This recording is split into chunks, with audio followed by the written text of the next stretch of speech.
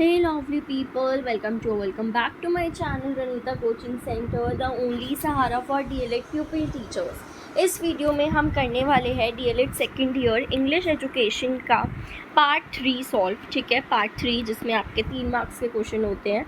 8 questions आपको मिलेंगे जिनमें से 5 क्वेश्चंस आपको अटेम्प्ट करने होते हैं और हर एक क्वेश्चन आपका 3 मार्क्स का होता है और इसका आंसर आपको 100 वर्ड्स में करना होता है। ओके, तो चलो देखते हैं। सबसे पहले हमारा क्वेश्चन आता है question number 16। Describe the need and importance of grammar in learning language at upper primary level. तो ग्रामर की क्या इंपॉर्टेंस है यहाँ पर आपको ये बताना है। तो चलो देखते हैं क्या इंपॉर्टेंस है ग्रामर की। चलो, तो आप इस तरीके से अपने आंसर को लिख सकते हैं। सबसे पहले इंट्रोडक्शन लिखेंगे कि ग्रामर जो है वो सिस्टम होता है रूल्स का जो गवर्न करता है structure of a language. Upper primary level पर लर्निंग ग्रामर एसेंशियल होता है क्योंकि बच्चा जो है और इफेक्टिवली इंग्लिश को यूज़ करने लगता है कम्युनिकेशन के लिए, रीडिंग के लिए, राइटिंग के लिए। ये बच्चों को बच्चा जो है वो समझ पाता है कि कैसे वर्ड्स और सेंटेंसेस करेक्टली फॉर्म होते हैं। उसके बाद आपको मेन पॉइंट लिखना है कि हमसे क्या पूछा गया है, need and importance of grammar. तो क्या इंपॉर्टेंस है, क्या नीड है कि ये कम्युनिकेशन स्किल को इम्प्रूव करता है। बच्चा जो है अपने जो एक्सप्रेशन है या अपने जो थॉट्स है उसको क्लियरली एक्सप्रेस कर पाता है। देन ये इन्हांस करता है सेंटेंस फॉर्मेशन को, बच्चा मीनिंगफुल और करेक्ट सेंटेंस बना पाता है। थर्डली ये सपोर्ट करता है रीडिंग और राइटिंग डेवलपमेंट को। ठीक है, बच्चा जो है वो टेक्स्ट को और अच्छे से समझ पाता है और प्रॉपर राइटिंग स्किल्स बच्चे के अंदर डेवलप हो पाती है। फोर्थ, ये बच्चे के अंदर कॉन्फिडेंस डेवलप करता है। जब बच्चा करेक्ट ग्रामर यूज़ करता है तो बच्चा और ज़्यादा कॉन्फिडेंट फील करता है while speaking and participating in classroom activities. Okay, आगे देखते हैं। लास्ट में ये हेल्प करता है अंडरस्टैंडिंग लैंग्वेज रूल्स। ठीक है, उसके बाद लास्ट में आपको एक कंक्लूजन लिखना है कि teaching grammar at the upper primary level ये हेल्प करता है और ये बहुत ही इंपॉर्टेंट रोल प्ले करता है in developing strong language skill, improving communication ability और बच्चा प्रिपेयर हो पाता है for higher learning and real life language use. Next question आ जाता है अब हमारा।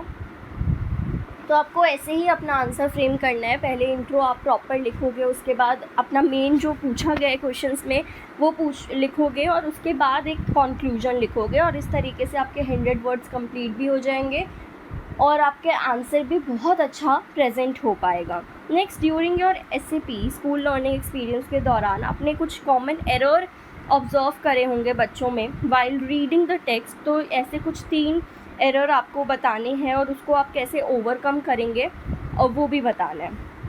तो टीचर ऑब्जर्व करती है बहुत सारे डिफ़िकल्टीज़ को।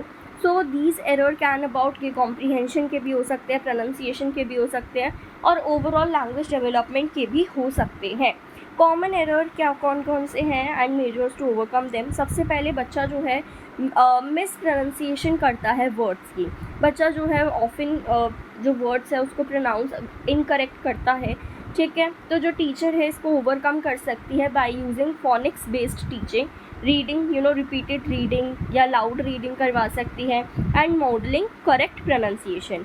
Secondly, ignoring punctuation mark. बच्चा रीडिंग करते हुए पंचुएशन मार्क को इग्नोर कर देते हैं। तो बहुत सारे बच्चे कॉमा पे, फुल स्टॉप पे या क्वेश्चन मार्क पे नहीं रुकते हैं। ठीक है, जो इफ़ेक्ट करता है मीनिंग और फ्लुएंसी को। तो टीचर जो है वो कंडक्ट करवा सकती है रीडिंग अलाउड एक्टिविटी को और रोल पंचुएशन का क्या रोल होता है वो भी एक्सप्लेन कर सकती है through demonstration and guided practice. Second, thirdly है कि रीडिंग विदाउट अंडरस्टैंडिंग। बच्चा जो है वो ऐसे ही पढ़ता रहता है, उसको कुछ समझ में नहीं आता है, बस पढ़ता रहता है।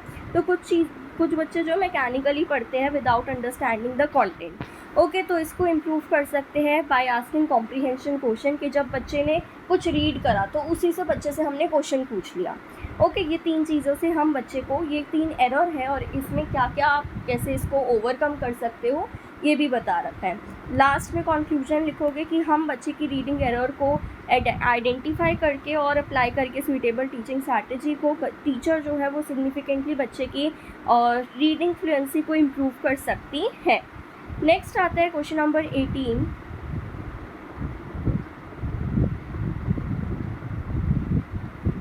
कोई 3 फैक्टर बताने हैं जो बच्चे की राइटिंग स्किल को इफ़ेक्ट करता है at the upper primary level.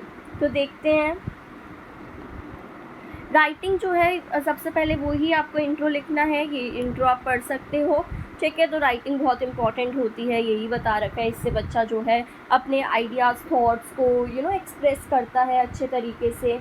Okay, ये सारी चीज़ें होती है इसमें।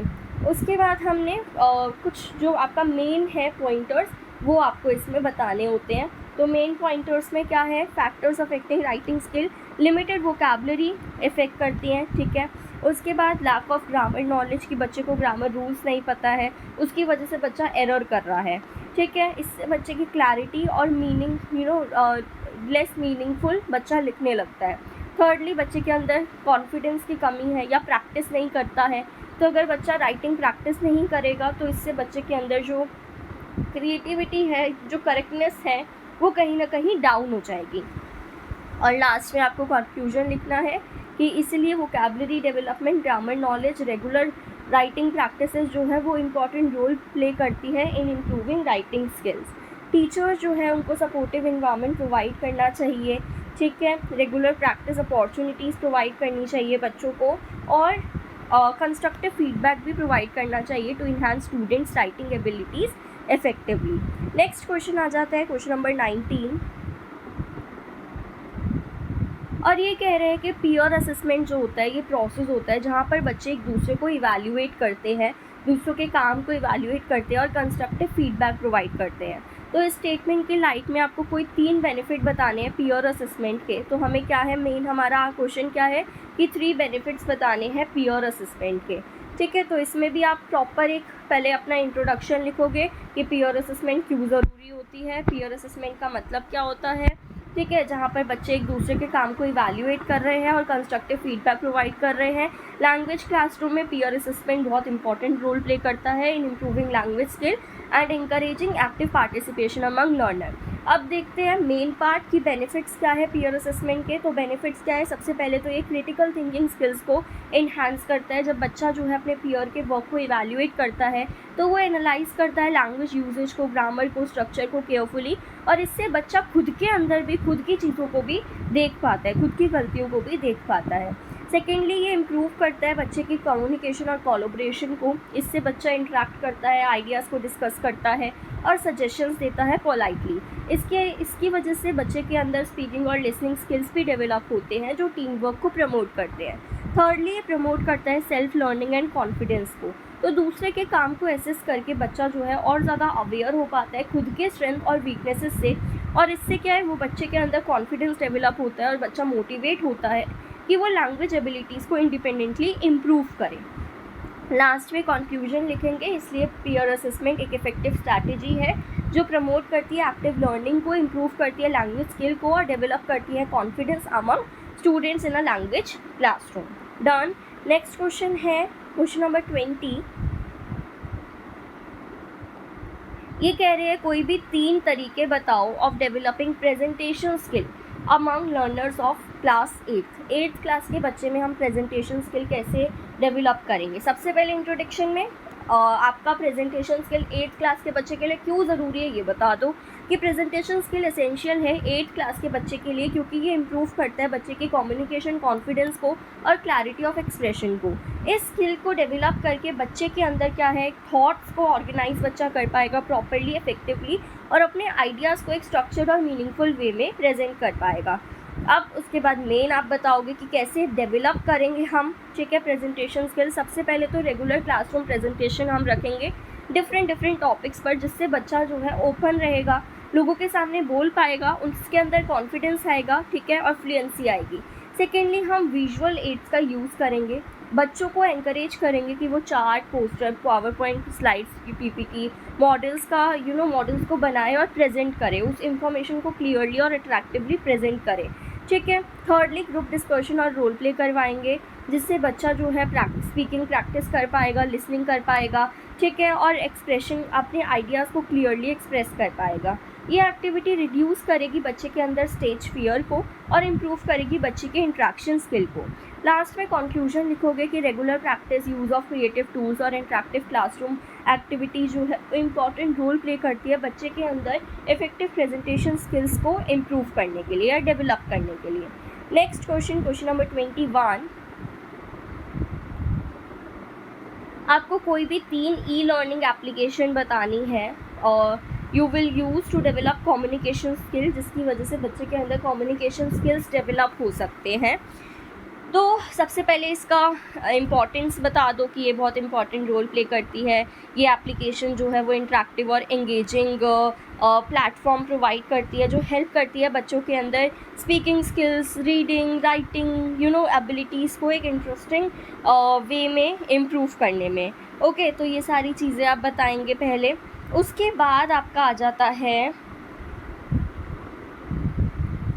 E learning applications. तो कौन कौन सी ई लर्निंग एप्लीकेशन है? कोई 3 एप्लीकेशन आपको बतानी है। सबसे पहले डुओलिंगो आप बता सकते हो, ये आपके वोकैबुलरी, प्रोनाउंसिएशन, सेंटेंस फॉर्मेशन को इम्प्रूव करती है। गूगल क्लासरूम है, जिसके थ्रू टीचर जो है वो असाइनमेंट, डिस्कशन वगैरह करवा सकती है।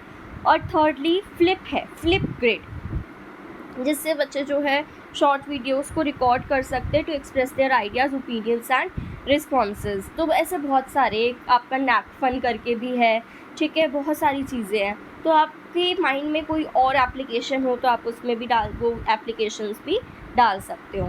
नेक्स्ट क्वेश्चन नंबर 22, ये पूछ रहा है कि लिटरेरी एक्टिविटी जो है वो फैसिलिटेट करती है लैंग्वेज लर्निंग को स्कूल में।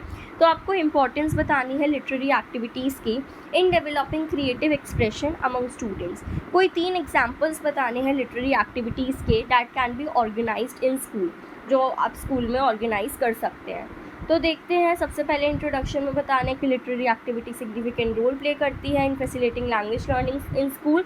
ये एक्टिविटी जो है वो बच्चों को प्रोवाइड करती है विद अपॉर्चुनिटी, जिसकी वजह से बच्चे अपने थॉट्स, इमोशन और इमेजिनेशन को एक्सप्रेस कर पाते हैं। इसमें बच्चे की लैंग्वेज स्किल्स डेवलप होती है, जैसे reading, writing, speaking and listening in a enjoyable way, जैसे ठीक है, और मीनिंगफुल वे। सब फिर उसके बाद मेन पॉइंट लिखना है इंपॉर्टेंस ऑफ लिटरेरी एक्टिविटी। तो लिटरेरी एक्टिविटी जो है वो इंकरेज करती है बच्चों को कि वो क्रिएटिवली सोच पाए और एक्सप्रेस करें अपने आइडियाज़ को कॉन्फिडेंटली। ये इम्प्रूव करती है बच्चे के अंदर वोकैबुलरी, सेंटेंस फॉर्मेशन और लैंग्वेज फ्लुएंसी को। ऐसी एक्टिविटी डेवलप करती है imagination, emotional expression and appreciation for literature.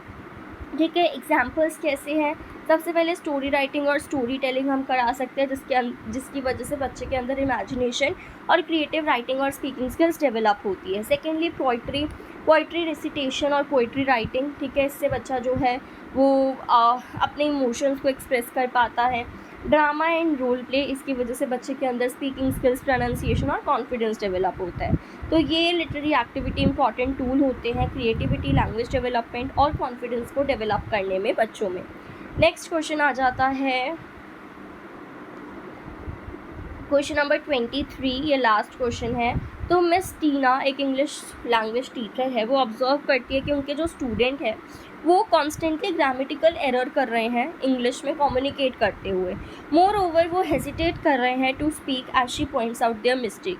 तो कोई 3 तरीके आपको बताने हैं कंस्ट्रक्टिव फीडबैक प्रोवाइड करने के ऐसे सिचुएशन में। तो constructive feedback important role play करता है in improving student language skill.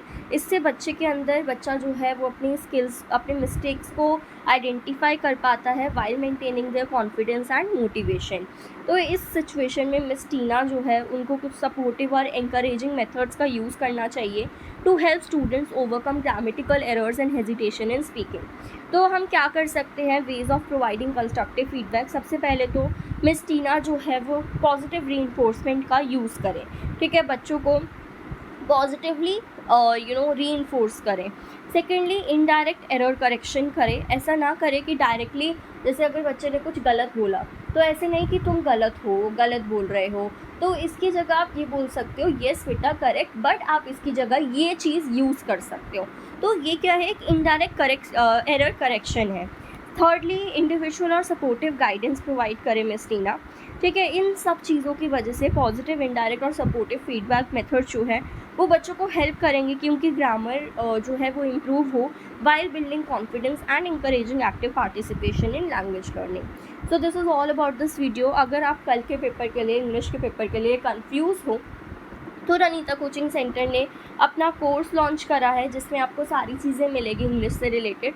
और अगर आपका कल पेपर है तो आज आप अगर एनरोल करते हो तो भी आपके बहुत बेनिफिट में रहोगे क्योंकि उसमें आपको सब कुछ मिलेगा इंक्लूडिंग इम्पॉर्टेंट क्वेश्चन, जिनमें से 99% पेपर आपका बन के आता है। So what are you waiting for? मैं लिंक डिस्क्रिप्शन में डाल रही हूँ, आप वहाँ जाके एनरोल कर सकते हो। अब मैं मिलती हूँ आपसे नेक्स्ट वीडियो में, तब तक के लिए हैप्पी लर्निंग।